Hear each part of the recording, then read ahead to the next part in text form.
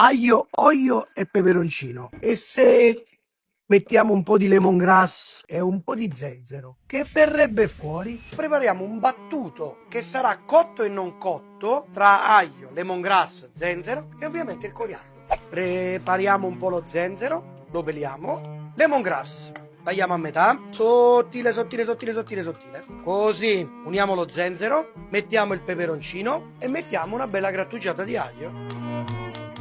Cominciamo a battere al coltello questo e facciamo un pesto che porteremo leggermente a soffriggere nell'olio. Adesso tocca al coriandolo. Saremo un po' più Thai. In questo caso non usiamo il coriandolo, il mazzetto, ma stiamo utilizzando il germoglio che avrà attaccato ancora su un po' di coriandolo seme. Il gusto sarà un pochettino più incisivo, sì. Ma metti il naso qua dentro, è da paura.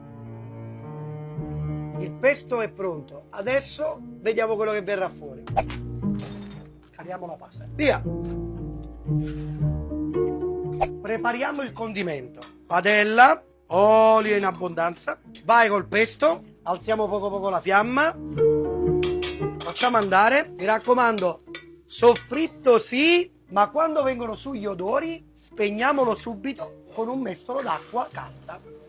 Così non spegniamo completamente i sapori che devono rimanere vivi. L'agrumato dello zenzero, ovviamente anche quello del lemongrass, aglio e peperoncino spingono, ma non troppo. Spaghetto pronto. Via, in padella con un po' della sua acqua e lo chiudiamo qui. Mamma mia che profumi! Mi raccomando, non giriamo troppo, se no scarica troppo amido. Chiudiamo con un po' di insaporitore nostro, colatura di alici e una grattata di lime fresco, mica sempre limone. Ci siamo, ci siamo! Secondo me ci vuole ancora qualcosa. Una leggera spremuta di lime. Ci siamo, andiamo ad impiattare, forza! Eccolo qui. Come al solito, un piatto è per me e uno è per voi.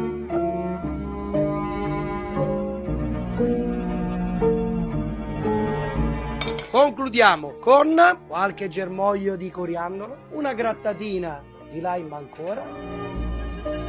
Questo lo mettiamo qui accanto. All'ultimo qualche goccia di lime fresco. D'altronde la cucina thailandese è un rapporto incredibile tra il piccante, il dolce e l'acido. Divertitevi e soprattutto fate i bravi.